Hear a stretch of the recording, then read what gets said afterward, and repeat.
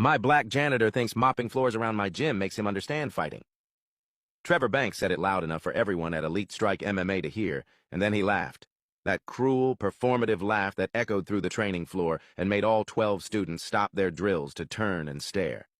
He walked across the mat to where Darius Williams stood quietly with his mop and bucket, ripped the wooden handle from his weathered hands, and hurled it across the room so hard it crashed against the far wall.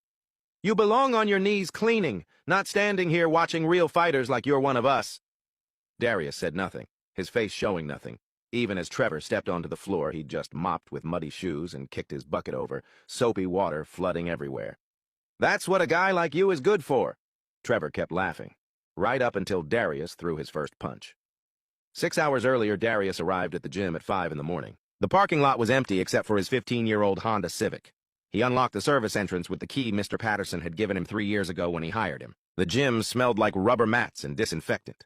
Darius flipped the lights on one section at a time. He'd learned which switches controlled which areas. Small efficiencies mattered when you worked alone. He started in the locker rooms, wiped down the mirrors, checked the toilets, refilled the paper towels, emptied the trash.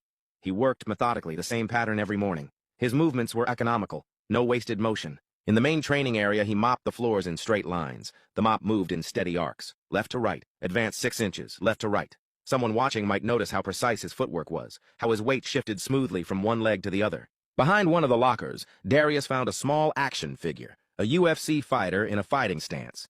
He picked it up carefully and placed it on top of the locker where its owner would see it. His fingers lingered on the plastic figure for just a moment. At 7 o'clock, Trevor Banks arrived. He walked past Darius without acknowledgement. Darius had grown used to being invisible. 3 years of being walked past.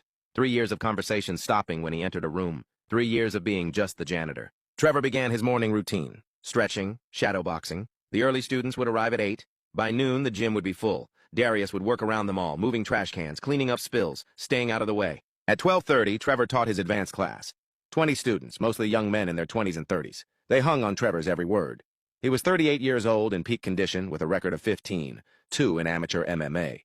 The key to a successful takedown, Trevor demonstrated, is commitment. You can't hesitate. You drive through your opponent like they're not even there. A student named Dylan tried the move. He was 22, lean, eager.